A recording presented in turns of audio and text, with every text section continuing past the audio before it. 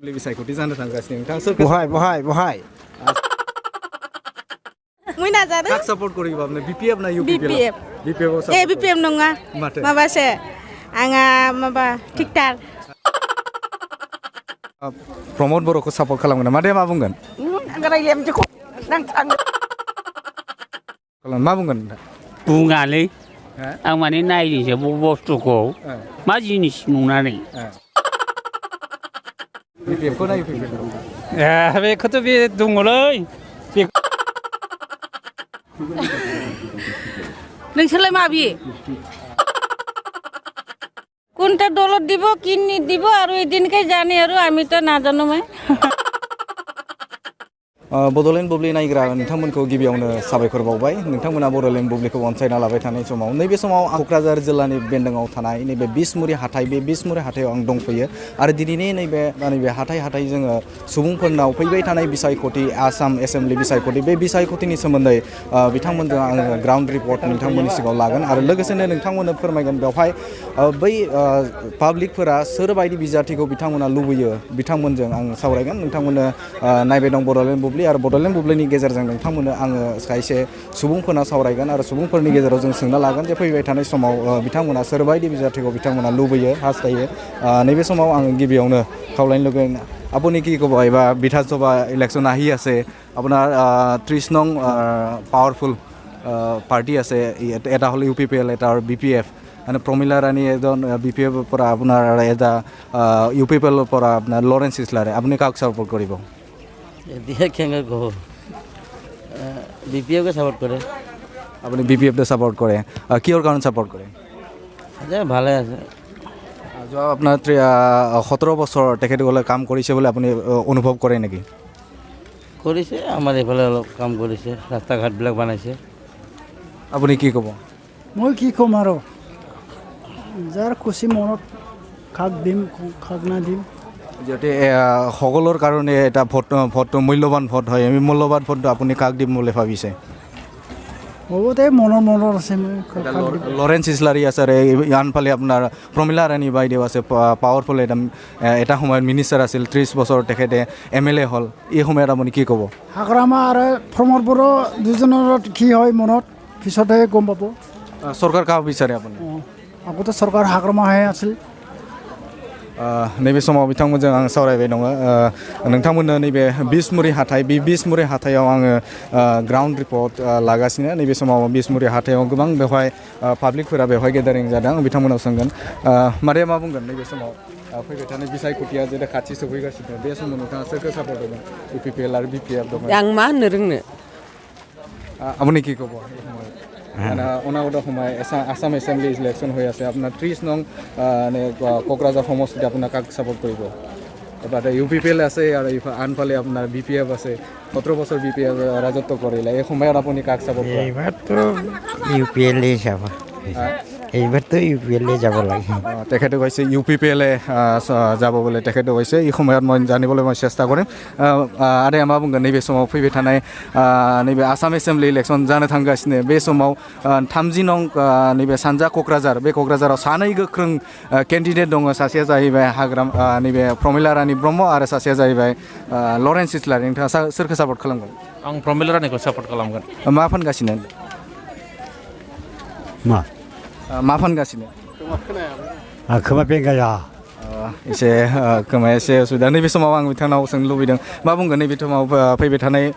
Assam assembly बिसायख'थि जानो थांगासिनो बेवहाय सानै गोख्रों केन्डिडेट दं नोंथांमोननि समस्तियाव सासेया जाबाय प्रमिला रानी ब्रह्म आरो सासेया जाहैबाय नैबे लरेन्स इस्लारी दा नोंथाङा सोरखौ सापर्ट खालामगोन बे जाय माने लरेन्स माबाखौनो होबाय जोङो एबसुनि मा सापर्टार केन्डिडेटखौनो लरेन्स इस्लारीखौ मानि थाखाय सापर्ट खालामगोन परिबर्तन खालामनो थाखाय परिबर्तन थाखाय नोंथाङा सापर्ट खालामगोन बेखिनिनो आरोखि मोजां मावनांगौ जोंहा बिथाङा बुंदों मा परिबर्तननि थाखाय बिथाङा सापर्ट होगोन होनना बुंदों आरो बेवहाय आं सोंबावनो सानगोन আপুনি काक सापर्ट करिब एखमायात मय नैबे समाव आङो ग्राउन्ड रिपर्ट लागासिनो बिसमुरि हाथायाव नोंथां हाथाय बे बिसमुरि हाथायाव नोंथांमोननो आङो ग्राउन्ड रिपर्ट होगासिनो फैबाय थानाय आसाम एसेम्बलि बिसायख'थि बे बिसायख'थियाव बिथांमोना रायजो राजाफोरा सोरखौ सापर्ट होगोन बेखौ आं सोंगासिनो मा बुंगोन आदाया फैबाय थानाय आसाम एसेम्बलि बिसायख'थि जानो थांगासिनो नोंथाङा सोरखौ बहाय आसाम एसेम्बलि बिसायख'थिया फैगौ माबायाव जागासिनो माबायाव जानो थांगासिनो नोंथाङा मा बुंनो नागिरो आं जेबो बुंथ'ला बिथाङा जेबो बुंथ'ला दा আপুনি কি ক'ব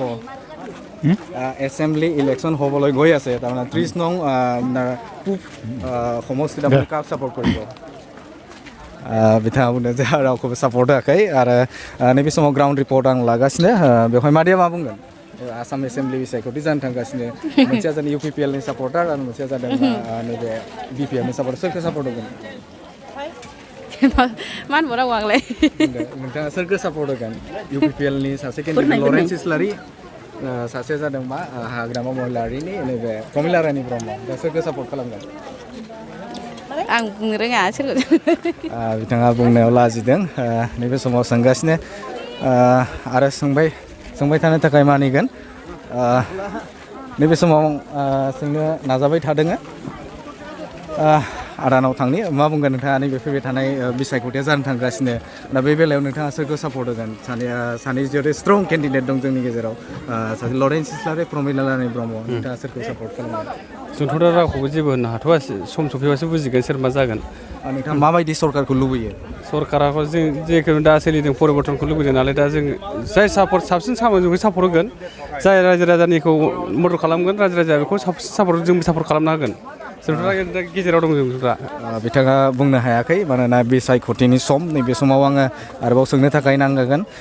आसाम एसेम्बलि बिसायख'थिया जानो थांगासिनो बे बेलायाव सोरखौ सापर्ट होगोन आं होनो रोङा जेबो थारैनो बुङा होनना बुंदों आब'आ सोरखौ बुंगोन फैबाय थानाय समाव सोरखौ सापर्ट खालाम लरेन्स इस्लारि आरो प्रमिला रानी बायदियाव दङ लरेन्स इस्लारिखौ सापर्ट खालामगोन मानि थाखाय सापर्ट खालामगोन UPPL नि थाखाय एबसुनि थाखाय प्रमिला रानी बायदियाव जेबो खामानि मावाखै नामा नोंथांमोननि समस्थियाव जेबो खामानि मावाखै प्रमिला रानीया मा बुङो नोंथाङा नंगौ जेबो खामानि मावाखै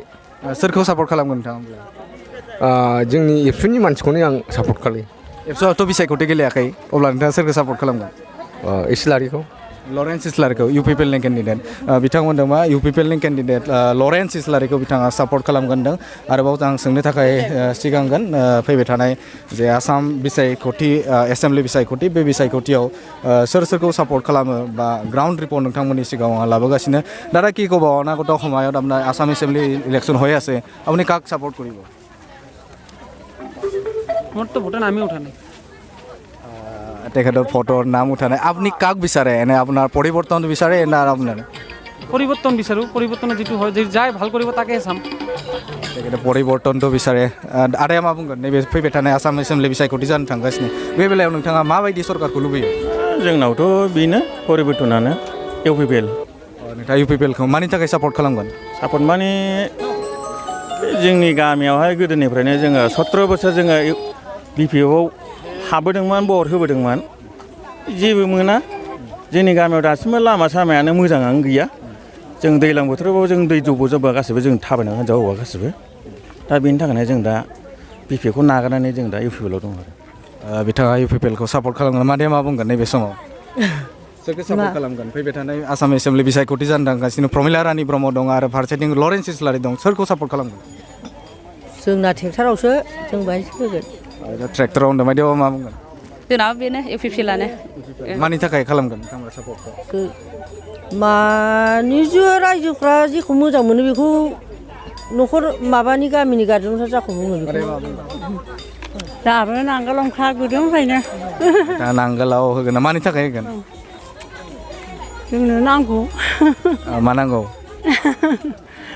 बिथाङा नांगोलाव सापर्ट खालामगोन होननानै बिथाङा बुंदों नैबे समाव आङो सोंबावनो थाखाय आवगायदों मादैया मा बुंगोन नैबे समाव फैबाय थानाय आसाम एसेम्बलि बिसायख'थिया जानो थांगासिनो फारसेथिं प्रमिला रानी ब्रह्म आरो फारसेथिं लरेन्स इस्लारि सोर सासेखौ सापर्ट खालामगोन लरेन्स इस्लारिखौ मानि थाखाय खालामगोन UPPL हान्जानि थाखाय साबायखर थाबाय बिथाङा लरेन्स इस्लारिखौ सापर्ट खालामगोन दा आं आरोबाव सोंनो थाखाय आवगायगोन नैबे समाव ओजोंहाय नैबे बिसमुरि जायगा हाथाय बे हाथायाव आं ग्राउन्ड रिपर्ट नोंथांमोननि सिगाङाव लागासिनो आरो गोबां सोंनो थाखाय आवगायगोन आरो बड'लेण्ड बुब्लि नायबाय थानायनि थाखाय नोंथांमोनखौ साबायखर गिबियावनो बावगोन आरो लोगोसेनो आं नैबे समाव सोंनो थाखाय आवगायदों बेनि सासे ব্যৱসায় এই সময়ত মই সুধিবলৈ বিচাৰিম এটা আপোনাৰ চেণ্ডেল ব্যৱসায় কৰি আছে এই সময়ত আপুনি কি ক'ব আসাম এছেম্বলি ইলেকশ্যন হ'বলৈ গৈ আছে আপুনি কোনটো পাৰ্টিটো চৰকাৰ গঠন কৰাৰ আপুনি বিচাৰে আমি তো বিচাৰোঁ আকৌ UPPL চৰকাৰটো হওক কিহৰ কাৰণে বিচাৰে আপুনি নহয় এতিয়া UPPLটো যিটো সুবিধা পাই আছোঁ ভালে এইটো ভৱিষ্যত আৰু কৰিব बिथाङा बुंदों UPPL खौ सरकार जाजानोखौ लुबैयो आरो बिथाङा फोरमायदों मा UPPL सरकारा गोबां खामानि मावदों होननानै बिथाङा फोरमायदों मादैया मा फानगासिनो आं मायाव नै जाबाजोबासो आसाम एसेम्बलि बिसायख'थिया जानो थांगासिनो इलेक्सना जानो थांगासिनो बै इलेक्सनाव नोङो सोरखौ सापर्ट खालामगोन UPPL खौ ना BPF खौ ओरैनो माबानि नांगोलनि ना सोरनि नों सोरखौ मदद होगोन नोङो नांगोलावसो थादों नांगोलाव थांगोन माइदिया बुंदों मा नांगोलखौ सापर्ट खालामगोन आदाया मा बुंगोन ओजोंहाय नांगोलखौ सापर्ट खालामगोन होननानै बिथांमोना बुंदों आरोबाव सिगांगोन आङो नैबे समाव मादैया मा बुंगोन फैबाय आसाम एसेम्बलि सायख'थिया जानो थांगासिनो सोरखौ सापर्ट खालामो BPF खौ ना UPPL खौ सोरखौ सापर्ट सोरखौ मदद होगोन UPPL खौ मानि थाखाय होगोन मानि थाखाय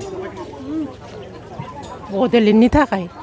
बिथाङा बड'लेण्डनि थाखाय UPPL खौ सापर्ट खालामगोन होननानै बुंदों आरोबाव आङो नैबे समाव सिगांगोन बेवहाय आदाया मा बुंगोन नैबे फैबाय थानाय आसाम एसेम्बलि बिसायख'थिया जानो थांगासिनो बेवहाय सोरखौ सापर्ट खालामगोन BPF UPPL नोंथाङा सोरखौ सापर्ट खालामगोन जोंथ' सापर्टआ माथो गोदोनिफ्राय जों माबायाव दंखायो BPF जों सापर्ट आरोखि मानि थाखाय नोंथाङा सापर्ट खालामो जों बेखौनो मोजां मोननानै दं नालाय नोंथांमोननि जायगायाव बे उन्नति जागोन ना जायाखै उन्नतियासो मोजाङै जागासिनो जोंनाव बिथाङा बुंदों मा बिथाङा हाग्रामा महिलारि बिथांखौ सापर्ट खालामो आरो बेवहाय जायगायाव बिसमुरि एरियायाव बिथाङा उन्नति जादों होननानै बिथांमोना फोरमायदों आरोबाव आङो सोंनो थाखाय मादैया सोरखौ सापर्ट खालामगोन फैबाय थानाय आसाम एसेम्बलि बिसायख'थिया जानो थांगासिनो BPF खौ ना UPPL खौ नोंथाङा सापर्ट खालामगोन बिथाङा मिथिया होनना बुंदों এই সময়ত মই এটা ব্যৱসায় তেখেতৰ লগত অলপ কথা পাতিবলৈ চেষ্টা কৰিম আপুনি কাক ছাপোৰ্ট কৰিব অনাগত আসাম এছেম্বলি ইলেকশ্যন হ'বলৈ গৈ আছে এই সময়ত আপুনি কাকটো ছাপোৰ্ট কৰিব কোনটো পাৰ্টিটো আপোনাৰ চৰকাৰ হোৱাটো বিচাৰে আমি মানে এতিয়ালৈকে আমি সিদ্ধান্ত কৰা নাই কিন্তু যেটো পাৰ্টি ভাল হ'ব মোৰ গাঁৱৰ মানুহ মানে গাঁওবুঢ়া যি আছে গাঁওবুঢ়াৰ লগত আগত বুজা পৰামৰ্শ কৰি তাৰপিছত যেটো ভাল সেইটোতে মই মানে কৰিম আৰু কি আপোনাৰ নতুন চৰকাৰটো কি কেনে লাগে আপোনাৰ নতুন চৰকাৰটো ভালে আছে এতিয়ালৈকে খাৰাপ কৰা নাই নতুন চৰকাৰ ভাল কৰি আছে 17 বছৰ আপোনাৰ BPF ৰাজত্ব কৰিলে কাম কৰিছেনে আপোনাৰ এৰিয়াত সেইটো চৰকাৰেও কাম কৰিছে কিন্তু এই নতুন চৰকাৰ যে আহিছে সেইটোও মানে নতুন আহিছে না সেইটোও কাম কৰিব কিন্তু টাইম দিব লাগিব আপোনাৰ আসামত কোনটো পাৰ্টিটো আপোনাৰ মহাজোঁটটো বিচাৰে না আপোনাৰ বিজেপিটো বিচাৰে আপোনাৰ চৰকাৰ গঠন তো আমাৰ গাঁওবুঢ়াৰ লগত বুজিব লাগে আগত আমাৰ গাঁওবুঢ়া আছে গাঁওবুঢ়াৰ লগত বুজি তাৰপিছতে আমি সমৰ্থন কৰিম এতিয়ালৈকে আমাৰ মিটিং হোৱা নাই আমাৰ যে ঘৰুৱা কোনটো হোৱাটো বিচাৰে আপুনি সরকার যে এতিয়া যেটো আছে এটিয়ে ভাল মনে করব মই মানে বিজেপিটো ভাল বর্তমানে আছে আর কি যেটো চলি আছে এটুই মই মানে সমর্থন করিম আর যদি চেঞ্জ করে তাহলে এইটুই মই চেঞ্জ মানে মোরও তো চেঞ্জ কৰিব লাগে মই তো এইটু তাতে যাম যেটো ভাল এইটুতে যাম মোর মানে গাঁওবুঢ়া যেটো সমর্থন কৰিব তাতে মই যাম बिथाङा बुंदों मा जाय मोजां जाय बायदि हानजाया मोजां बेखौनो बिथाङा सापर्ट खालामगोन होननानै बुंदों नैबे समाव बायदेव কি ক'ব আপুনি दा आसाम एसेम्बली इलेक्शन হ'বলৈ গৈছে কাক সাপোর্ট কৰিব মই নাজানো মই নাজানো কাক সাপোর্ট কৰিব আপুনি BPF না UPPL BPF BPF নङा माबासो आङा माबा टिकटार सोरखौ सापर्ट खालामगोन ट्रेक्टरखौ सापर्ट खालामगोन मानि थाखाय आं रोङा बिथाङा रोङा ना बुंदों आदाया मा बुंगोन नैबे समाव आंबो बुंनो रोंबाङा बारा बुंदों सोरखौ सापर्ट खालामगोन नोंथाङा BPF दङ BPF प्रमिला रानी ब्रह्म 30 बोसोर MLA जाबाय आरो लरेन्स इस्लारि जाय लरेन्स इस्लारिया बर' हारिनि थाखाय थामहिनबा नैबे एबसुनि गोबाव सम खामानि मावबाय दा केन्डिडेट जाबाय नोंथाङा सोरखौ सापर्ट खालामगोन बे साननि गेजेराव दाथ' जोङो दानि सरकारखौसो जों मोजां मोनदों आरो दा बेफोरनो मोजाङै मावलांनो हागोन बादि जों आसा थिदों माने इउपिपिएलखौ सापर्ट खालामो औ इउपिपिएलखौ आफा खालामनाय दं धन्यबाद थाबाय नैबे समाव आं सोंनो थाखाय आरोबाव आवगायगोन दा आबुनि कि कब मा बुंगोन नोंथाङा फैबाय थानाय आसाम एसेम्बलि बिसायख'थि जानो थांगासिनो बे बेलायाव सानै बिजाथि स्ट्रं बिजाथि दङ सासे प्रमिला रानी सासेया जाबाय लरेन्स इस्लारि नोंथाङा सोरखौ सापर्ट खालामगोन आं लरेन्स इस्लारिखौसो सापर्ट खालामो मानि थाखाय खालामगोन माने बियो गोदोनिफ्राय आं बेहायनो आं होबाय थायो आरो जागायजेननायनिफ्रायनो बेनो आं बिथाङा लरेन्स इस्लारिखौ सापर्ट खालामगोन होनना बुंदों आदाया मा बुंगोन नैबे समाव फैबाय थानाय समाव नोंथाङा सोरखौ सापर्ट खालामगोन सानै जुदि स्ट्रं केन्डिडेट दङ बेनि गेजेराव सोरखौ सापर्ट खालामगोन जोंथ' गोदो गोदायनिफ्राय एबसुआव थानाय हिसाबै जोङो लरेन्स इस्लारिनिनो सापर्टारखा दा बे हिसाबै जोङो इउपिपिएलनि जानानै जोङो लरेन्स इस्लारिखौनो जोङो माने बहुत थुनानै जोङो बिथांखौ गोजौ लेभेलसिम दैथायहरनानै जोङो हारिनि खामानि आरो जौगाथायखौ मावनो थाखाय जोङो सापर्ट खालामगोन स्टेटआव सोरखौ सरकार गठन खालामजानो लुबैयो महाजोत मोनसे स्ट्रं मोनसे जागासिनो महाजोत आरो मोनसे बिजेपि जाहैबाय नोंथाङा सोरखौ लुबैयो जोंथ' महाजुतनि बेहाय जोंहा जेबो प्रभाबबो गैया आरो कंग्रेसआबो जोंहा बेहाय बिटिसि एरियायाव प्रभाब गैया दा बे हिसाबै जोङो सेन्ट्रेलावबो जोङो बिजेपिखौनो सरकार जाजानो लुबैयो आरो बिथाङा बुंदों मा फैबाय थानाय बिसायख'थियाव बिथाङा लरेन्स इस्लारिखौ बिथाङा सापर्ट होगोन होननानै बुंदों आरो लोगोसेनो स्टेटआव बिथाङा फोरमायनाय बायदिब्ला स्टेटआव महाजोतखौ गारनानै बिजेपिखौ बिथांमोना सापर्ट खालामदों नैबे समाव आरोबाव आङो सोंनो थाखाय आवगायदों सोंगोन नैबे समाव ग्राउन्ड रिपर्ट नोंथांमोननो आङो होबाय थागोन बेवहाय आं सोंनो थाखाय सिगांदों दादा কি ক'ব আপোনাৰ অনাগত বিটিসি আসাম এছেম্বলি ইলেকশ্যন হ'বলৈ গৈ আছে আপুনি কোনটো দলক ছাপোৰ্ট কৰিব নাংগলত আছোঁ বিপিএফতে আছোঁ নাংগল আছে নাংগল আপোনাৰ উন্নতি কৰিছেনে উন্নতি হওক নহওক মানে আগৰ পৰাই আছোঁ কিহৰ কাৰণে বিচাৰে আপুনি কিহৰ কাৰণে মানে এইটো যিবিলাক আগত সমস্যা আছিল আৰু এতিয়াও হৈ আছে বহুত দেখিছোঁ মই বহুত কিন্তু এইবিলাক সমস্যা হৈ থাকে আৰু এইবিলাক বহলাই ক'বলৈ মন নাই মানে আমি ছাপৰ্টে আছোঁ এইটোৱে আৰু बड'लेण्ड बुब्लिनायबाय थानायनि थाखाय नोंथांमोनखौ साबायखर दिनै आङो नैबे बिसमुरि हाथाइ बे बिसमुरि हाथायाव फैबाय थानाय आसाम एसेम्बलि बिसायख'थि बे बिसायख'थिनि सोमोन्दै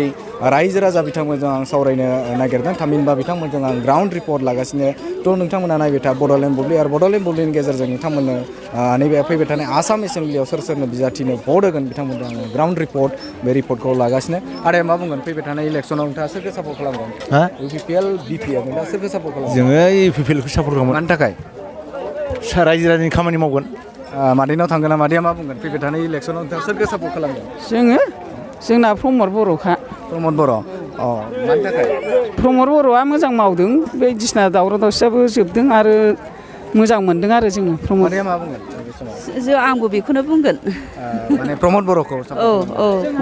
नोंथांमोननि समस्तियाव हाग्रामा महिलारिनि समस्ति आरो लोगोसेनो नैबे 30 नं नैबे सानजा क'क्राझार बे लरेन्स इस्लारि प्रमिला रानी ब्रह्म सोर सासेखौ सापर्ट खालामो नोंथाङा बर'खौसो सापर्ट होयो प्रमद बर'खौसो सापर्ट होयो जों माने लरेन्स इस्लारि सापर्ट खालामगोन नोंथाङा मादैया मा बुंगोन मा बुंगोन फैबाय थानाय आसाम एसेम्बलि बिसायख'थिया जानो थांगासिनो बेवहाय इउपिपिएल आरो बिपिएफ दं नोंथाङा सोरखौ सापर्ट खालामो नोंना इउपिपिएल नङा इउपिपिएल नङा नोंथाङा बिपिएफखौ सापर्ट खालामगोन बिपिएफखौ सापर्ट खालामगोन सोरखौथो सापर्ट खालामगोन बिथाङा जेबो बुङाखै नैबे समाव आङो ग्राउन्ड रिपर्ट नोंथांमोननि लागासिनो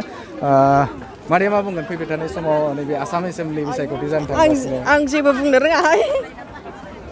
बिथाङा जेबो बुंनो रोङानो मादैया मा बुंगोन नैबे फैबाय थानाय आसाम एसेम्बलि बिसायख'थि जानो थांगासिनो सानै स्ट्रं केन्डिडेट सासेया जाहैबाय मा हाग्रामा महिलारिनि लिड खालामनाय प्रमिला रानी ब्रह्म सासेया जाबाय लरेन्स इस्लारि इउपिपिएलनिफ्राय सोरखौ सापर्ट खालामो आंथ' गोदोनिफ्रायनो प्रमिला बायद' हाग्रामा सारखौसो सापर्ट खालामो मानि थाखाय खालामो जेनेबा जोंनि डेभेलपमेन्टनि थाखाय डेभेलपमेन्ट जागोन जायाखै नोंथांमोननियाव डेभेलपमेन्टआवथ' जागासिनो सोरबा खायफा मानसिफ्रासो डेभेलपमेन्ट जायाखै होनदों दाथ' जों डेभेलपमेन्टखौ जागासिनो नुदों आरो बिथाङा डेभेलप जादों होनना बुंदों आरो प्रमिला रानी ब्रह्मखौ सापर्ट खालामगोन होनना बुंदों मादैया मा बुंगोन आं रागाजों बेहाय जेबो मोनैनि एसे सोलाय नागिरदां नोंथाङा सोरखौ सापर्ट खालामगोन दानि गोदानखौ प्रमद बर'खौ सापर्ट खालामगोन मानि थाखाय जेबो मोना नालाय माथो गोदोनिफ्राय बहरोबाबो बिदि खस्थ' मावनानै जाबाबो जेबो अननाय हरा प्रमिला रानी बिथाङा प्रमद बर'खौ सापर्ट खालामगोन मादैया मा बुंगोन गासैजोंबो लोगोसे जौगानायनि लामायाव इउपिपिएल सरकारनि दान मोननैयाव मावफुंनाय मावफारिफोर भेरगावआव उदालगुरि पलिटेकनिक फसंथान गायसननाय जाबाय। फै जों बयबो खौसेयै बिटिआर हालामाव गोजोन खौसेथि आरो जौगानायनि थाखाय इउपिपिएल हानजानो ट्रेक्टरनि सावगारियाव गावबा गावनि बेसेन गोसा भटखौ होनानै देरहासार होबोदिनि। आरोबाव ग्राउन्ड रिपर्ट लागासिनो आदाया मा बुंगोन नैबे समाव फैबाय थानाय समाव बिसायख'थियाव नोंथाङा सोरखौ सापर्ट खालामगोन? दाथ' बिनि सोमोन्दै नोंसोर सोंबाय जेथिया फंसेयाथ' आंबो कमेन्टखौ होनांगोन। दा बर्थमानाव नायोब्ला थ' सोलायनाय बायदि नुदों आं, बोथोरा एसे जुदा बारबारदों, गोदान सरकार फैबाय। बे गोदान सरकारा दा खोब दुखुथियाफोरखौ न'खर न'खर हाबनानै नायदों आरो अननाय होदों, अनसुंथाइ होदों। आं बेखायनो आंनि नोजोराव लयख'आव दा गोबाव समनिफ्राय जोंबो एसे भुक्तभुगि नालाय खस्थ' मोनबोनाय, जोंहाबो फिसालाफ्राबो अनेक इन्टारभिउ होदोंमोन बिदिनो साख्रि बाख्रि इन्टारभिउ होनायाव, खिन्थु लास्ट टाइमाव रिजाल्टखौनो मोना मोजां मथनै। आरो बेखौ जेनेबा हाग्रामा महिलारिखौ नोंथाङा सापर्ट खालामगोन ना दा प्रमद बर'खौ सापर्ट? दाथ' बुंनो थाङोबा प्रमद बर'आ जाबायदि मोजां खोथा होदों आरो मावगोन होननानै जोंहा फोथायनाय दङ आरो गोबां मावबोबाय बिथाङा, बर'नि थाखायनो मावबोदों। आरो दा बिथाङा गोबां जाथि जनगोष्ठीयाव बयखौबो माने दाखालैसो बावैनो सिगाङाव हानि माबा फाट्टाबो होदों होननानै जों मिथिदों। दा बेखायनो फ्राय जोंबो बेखौनो दुखुथियाफोरखौ जाहाथे बिथां अननो रोङोब्ला जाहाथे जोंबो अननायखौ मोननो हायो खोमा, जों बेखौ साननानै दा जोङो इउपिपिएलखौ सापर्ट होनो लुबैदों आरो। बिथाङा इउपिपिएलखौ सापर्ट खालामगोन होनना बुंदों। आं सिगां बावदों बिथांनाव सोंनो थाखाय। दादाया मा बुंगोन नैबे समाव फैबाय थानाय आसाम एसेम्बलि बिसायख'थि जानो थांगासिनो, बेवहाय सानै स्ट्रं केन्डिडेट नैबे सानजा क'क्राझारनिफ्राय लरेन्स इस्लारि आरो प्रमिला रानि ब्रह्म, नोंथाङा सोरखौ सापर्ट खालामगोन? आच्चा ओमफ्रायथ' बेथ' कमेन्ट होनांगोन। जायखिजाया आंथ' मा होनबावनो, जायखि সানেও জেনগেন। এতিয়া মই এটা ব্যৱসায়ৰ লগত কথা পাতিবলৈ চেষ্টা কৰিম। আপুনি কি ক'ব, অনাগত আপোনাৰ আসাম এছেম্বলি ইলেকশ্যন হ'বলৈ গৈ আছে, আপোনাৰ 30 নং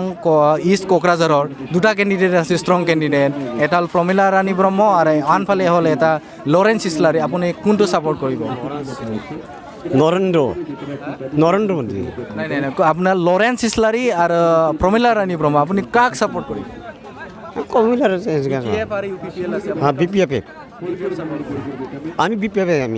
सिगाङाव जाययाव दङ बैहायनो बिथांमोना दङ होनना बुंदों। এতিয়া জানিবলৈ মই চেষ্টা কৰিম। আপুনি কি ক'ব বাইদেউ, मा बुंगोन फैबाय थानाय आसाम एसेम्बलि बिसायख'थि जानो थांगासिनो, बेवहाय नोंथाङा सोरखौ सापर्ट खालामगोन, इउपिपिएल ना बिपिएल? जों दा बर्थमान आंथ' माबानिसो उल्थापानि 2 बिगा हादाननि, दा आं हाथाइसो जानो फैदों मैगं बायनो। सोरखौ सापर्ट खालामगोन? दा जोङो नङा होमबा इलेक्सन जायोब्ला बिपिएफखौ सापर्ट खालामगोन ना इउपिपिएलखौ सापर्ट खालामगोन? दा जों दा मिटिं जानायावथ' जों 2 बिगायाव हादान जानाय नालाय, नागालेण्डनिफ्राय फैनाय नालाय, ओमफ्राय दा जों सानदों आरो ट्रेक्टराव होनो, बिदि सानदों आरो। बिथाङा ट्रेक्टराव होगोन होननानै बुंदों। দাদালৈ অলপ জানিবলৈ চেষ্টা কৰে। আসাম এছেম্বলি ইলেকশ্যন হ'বলৈ গৈ আছে, আপুনি কোনটো দলটো বিচাৰে? আপুনি কোনটো দলটো চৰকাৰ হোৱাটো বিচাৰে? চৰকাৰটো আগত বিপি আছিল, বিপিএফে কৰিছিল, এখনতো ইউপিপিএলে হ'ব না। আপুনি কোনটো আপোনাৰ পাৰ্টিটো আপোনাৰ কাৰণে উপযুক্ত বুলি ভাবে? আমাৰ তাতো ইউপিপিএলে যাই আছে।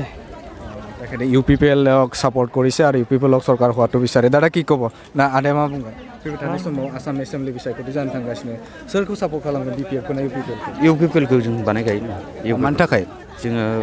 माबानि थाखायनो, दा बर' हारिनि थाखायनो एसे माबा खालामगोन नालाय, जों बेजोंनो इउपिपिएलजोंनो थाबाय थाखायो आरो।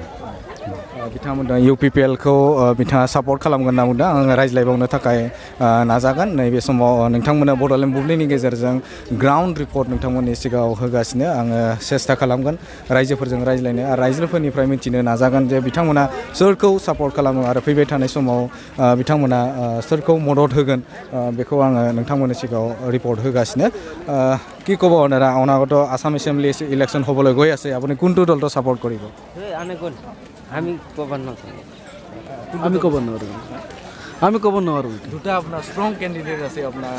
30 নং ইষ্ট কোকৰাঝাৰত, এটা প্ৰমিলা ৰাণী ব্ৰহ্ম আৰু আনফালে হ'ল এটা লৰেন্স ইছলাৰী। আপুনি কোনটো বিচাৰে? আমি এতিয়া এইটো সঠিক ক'ব নোৱাৰোঁ কোনটো বিচাৰে। এইটো আপোনাৰ তেখেতে ক'ব নোৱাৰে, মানে बिथाङा बुंनो हाया होनना बुंदों। आं सोंनो थाखाय आवगायबावदों। मादैया मा फानगासिनो? गय फानदों। गय मानि जालायखो? नोंथाङा नैबे आसाम एसेम्बलि बिसायख'थि जानो थांगासिनो लरेन्स इस्लारि सासे इउपिपिएलनिफ्राय सासे जादों मा प्रमिला रानी ब्रह्म बिपिएमनिफ्राय नोंथाङा सोरखौ सापर्ट खालामगोन गय फानदों ओमफ्राय मारै रायलायनांगौ आं रोङाहाय एसेम्बलि इलेक्सनाव नोंथाङा सोरखौ सापर्ट खालामगोन सोरखौ मदद होगोन नालाय दासान्दिलाय जोंहा माबायावसो एबसुआवसो एबसुआथ' इलेक्सन गेलेयाखै होमबाबो जोंहा बेहायनो दङ दा माने इउपिपिएलखौ सापर्ट खालामगोन बेनो इउपिपिएलखौ बिथाङा एबसुखौ होनना बुंदों आरो गुबुन फारसेनि एबसुआ नैबे इउपिपिएल राजखान्थि हान्जा बिथांखौ सापर्ट खालाम मा बुंगोन नोंथां बुङालै आं माने नायनोसो बुस्थुखौ मा जिनिस नुनानै बुजिबाय आं बुंनो रोङा बुंनोबो रोंनाय नङा मा बुस्थु होननानै नायदों आं दा नायदोसो औ आसाम एसेम्बलि बिसायख'थियाव नोंथाङा सोरखौ सापर्ट खालामगोन बिपिएफ इउपिपिएल इउपिपिएलआव औ आरो माखौ बुंगोन सोरखौ सापर्ट खालामगोन बिपिएफ आरो इउपिपिएल आं मा बुंनो रोंबावोब्रा रायजोआ जेरै थानांगौ जाहैबाय इउपिपिएलआव जाहैबाय माथो खालामबावनो मानि थाखाय दाहा जेबो नङा आरो नांगोलजों हालेवजा नांगोलसो आंना बाराबा दा सोरखौ सापर्ट खालामगोन नोंथाङा सापर्ट खालामनांगाथ' जायखिजाया बर' देरहाबानो जाबाय औ मोननैयावबो भट होगोन नामा नोंथाङा ओहो मोनसेयाव जेनेबा जेखौ होआ होबाय आंनाथ' गोदो नांगोलावमोन दाबोथ' नांगोलाव दङ आंहा इसोरनि अननायाव औ बिथाङा फाइनालि बिपिएफआव बिथाङा सापर्ट खालामदों এই সময়ত মই জানিবলৈ মই চেষ্টা কৰিম মিथिहोनो थाखाय नाजागोन मारिया मा बुंगोन फैबाय थानाय आसाम एसेम्बलि बिसायख'थिया जानो थांगासिनो सोरखौ सापर्ट खालामगोन बिपिएफ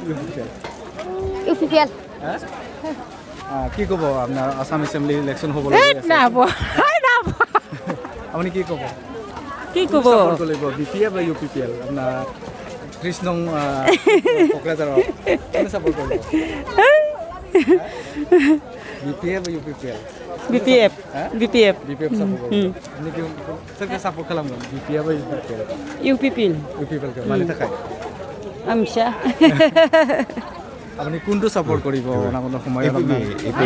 কিহৰ কাৰণে সাপোৰ্ট কৰিব प्रमोद वर्मा প্ৰমণ वर्मा কিহৰ কাৰণে সাপোৰ্ট কৰিব भट ভোটৰ কাৰণে সাপোৰ্ট কৰিব সাবেকৰ थाबाय बिथाङा इउपिपिएलखौ सापোर्ट खालामोनो सासे आदानाव आं सोंनो नागिरदों फैबाय थानाय आसाम एसेम्बलि बिसायख'थिया जानो थांगासिनो नोंथाङा माबायदि बिजाथिखौ नोंथाङा लुबैयो आरो माबायदिखौ सरकार खुंजानायखौ लुबैयो बिजाथि लुबैनाया जाहैबाय दानि प्रमद बर'खौनो मोजां मोनो बेनो मोजां खुंगोन बायदि मोनदां दानि माबाखौनो शिब सार प्रमद बर'खौनो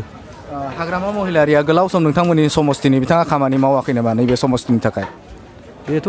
मावदोंमोन मावनाया जेबो माबा होआखै आरो मावाखै जेबो बेखौ मा होनबावनो आङो दानि प्रमदखौ मोजां मोनो आरो बिथाङा प्रमद बर'खौ सापर्ट खालामो होननानै बुंदों आरोबाव आं सोंनो थाखाय सेस्था खालामगोन नैबे समाव आबुनि नोंथाङा मा बुंगोन नैबे फैबाय थानाय आसाम एसेम्बलि बिसायख'थि जानो थांगासिनो नोंथाङा सोरबायदि दलखौ मोजां मोनो आंथ' गेजेरनि जानानै बुंनो सानो माने दलाथ' दा इउपिपिएल सरकारखौ बांसिन सापर्टार बायदि मोनो आरोखि नोंथांमोननि समस्तियाव माबायदि जौगानाया जादों जौगानायाथ' जानाया एसे जादों लामा सामा जों बुंनो थाङोबा दा लामा सामाखौ बुंनांगौ जाहैबाय लामा सामाया एसे मोजांसिन जादों आरो जों गोदो जानाखि नुबोनायाव थाबायनाय मानाय थांलाय फैलायाव बुहुद खस्थ' मोनोमोन दा एसेबाबो एसे मोजाङाव फैदों आरो प्रमिला नोंथांमोननि समस्तियाव प्रमिला रानी ब्रह्म आरो सासेया जाहैबाय मा लरेन्स इस्लारि सोर सासेखौ नोंथाङा सापर्ट खालामगोन सापर्टआथ' जों रायजोफ्रा बेजोंनो जों इउपिपिएलनि मदद खालामगोन बेनो बिथाङा ইউপিপিএলखौ সাপোর্ট খালাম কি ক'ব আপুনি অনাগত সময় আসাম এছেম্বলি ইলেকশ্যন হ'বলৈ গৈ আছে দুটা আপোনাৰ কেণ্ডিডেট আছে ষ্ট্ৰং কেণ্ডিডেট এটা ইউপিপিএলৰ পৰা এটা হ'ল আপোনাৰ বিপিএফৰ পৰা আপুনি কোনটো সাপোর্ট কৰিব কোনটো দলক সাপোর্ট কৰিব সাপোর্ট আমি তো যেটো আমার সাপোর্ট করাটো আমার যেটো এই সারটো এতিয়া যেটো সার নতুন সারে আপনার ইউপিপিএল এই সারে আমার এই আরও কথা আমি কি আমার রাস্তা আর এই রাস্তাঘাট ভালো হব কারণে আৰু এই চাওয়া পাওয়া যাবার কারণে স্কুল এগুলা আমাক ভাল দিলে আমি বিরাট সন্তুষ্ট আমার এইটোই আমার ধন্যবাদ সন্তুষ্ট এগুলাই আমার লাগে बिथाङा सन्तुष्ट होनना बुंदों थामहिनबा इउपिपिएल सरकारा खामानि मावनाय बेखौ बिथाङा मोजां मोनदों नैबे समाव आदानाव सोंनो लुबैदों मा बुंगोन फैबाय थानाय समाव नोंथाङा सोरखौ सापर्ट खालामगोन आं बुंनो रोङा मालै नोंथाङा बिपिएफखौ सापर्ट खालामगोन ना इउपिपिएलखौ सापर्ट खालामगोन बेखौ आं बुंनो रोङा बिथाङा बुंनो रोङानो नैबे समाव आदानाव सोंनो लुबैदों आं फैबाय थानाय आसाम एसेम्बलि बिसायख'थिया जानो थांगासिनो नोंथाङा सोरबायदि UPPL मानि थाखाय खालामगोन माने जौगानायनि थाखाय प्रमिला रानिया 30 बोसोर MLA जाबाय नैबे समाव नोंथांमोननि जायगायाव जौगानाय खामानि मावगोन ना मावाखै मावाखै बिथाङा बुंदों मा प्रमिला रानि ब्रह्मआ 30 बोसोर नैबे जायगायाव MLA बिथाङा थाबाय नाथाय मा बिथाङा रायजोनि थाखाय जौगानाय खामानि मावाखै होननानै बिथाङा बुंदों नैबे समाव आरो आं सोंनो थाखाय आवगायगोन আসাম এসেম্বলি ইলেকশন হ'বলৈ গৈ আছে আপুনি কোনটো দলক সাপোর্ট কৰে BPF না UPPL সাপোর্ট কৰিব কি কই এখন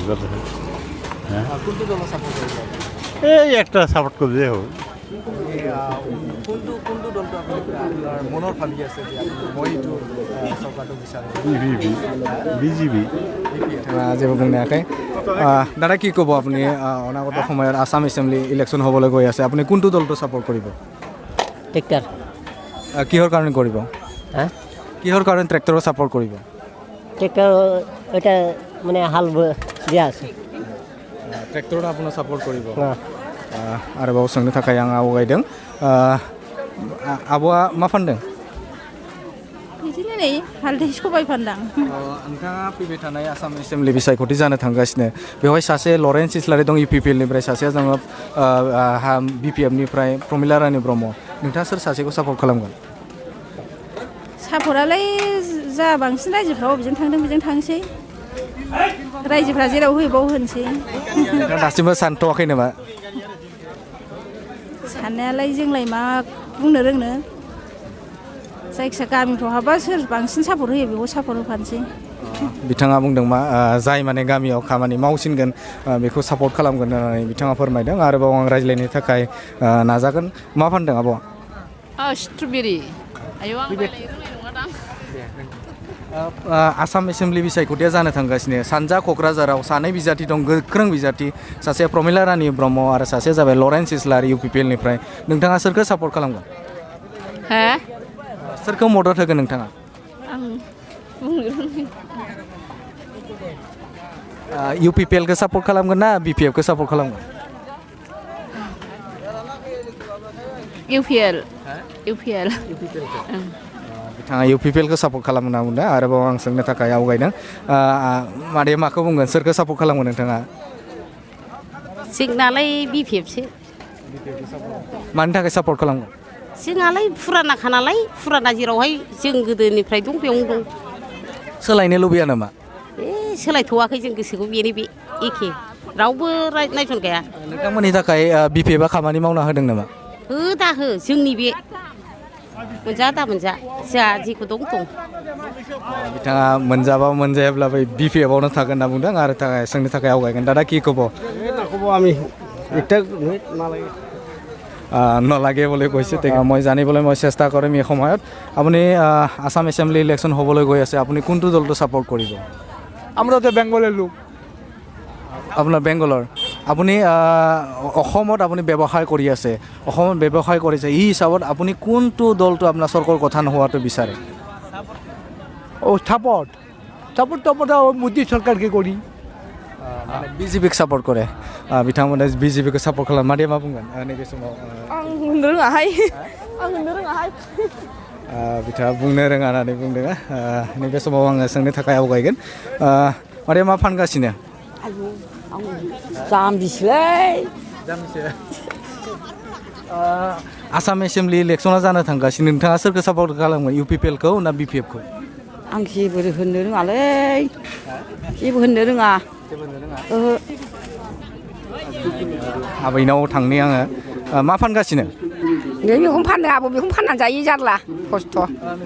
एसेम्बलि इलेक्सन जानो थांगासिनो सानै दङ लरेन्स इस्लारि सासे प्रमिला रानि ब्रह्म दा सोरखौ नोंथाङा सापर्ट खालामगोन बे माबाखौनो होगोन जाहा रलेसखौनो मानि थाखाय बिदिनोसै जायखौ मोजां मोनो बेखौ होनोसै लरेन्स इस्लारिखौ सापर्ट खालामगोन होननानै बुंदों आरोबाव आङो सोंनो थाखाय आवगायगोन नैबे समाव आङो सोंनो थाखाय सिगांदों नैबे दादाया फैबाय थानाय आसाम एसेम्बलि इलेक्सनाव नोंथाङा सोरखौ सापर्ट खालामगोन बिपिएफखौ ना इउपिपिएलखौ बेखौथ' बे दङलै बेखौ दा बुंथ'नो हाया दा बुंथ'नो हाया आरो माब्ला बुंगोन होनब्ला दा बुंथ'नो हाया होनदां सोरखौ सापर्ट खालामगोन नोंथाङा सापर्टआथ' बिदिनोसै इउपिपिएलखौ ना बिपिएफखौ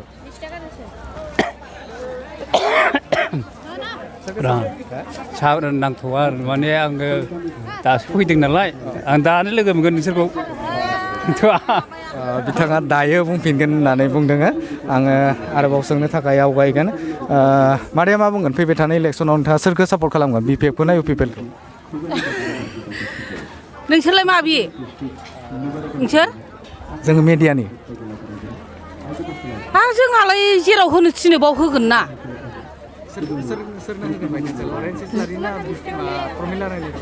जोंहा रलेन्सजोंसो होनो नागिरदों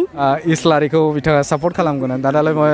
সুধিবলৈ বিচাৰে আপুনি কোনটো দলটো বিচাৰে আপোনাৰ চৰকাৰ গঠন হোৱাৰ কাৰণে ইফালে আপোনাৰ বিপিএফ আছে কিহৰ কাৰণে কৰে মানে আমাৰ সুবিধা লাগে বোলে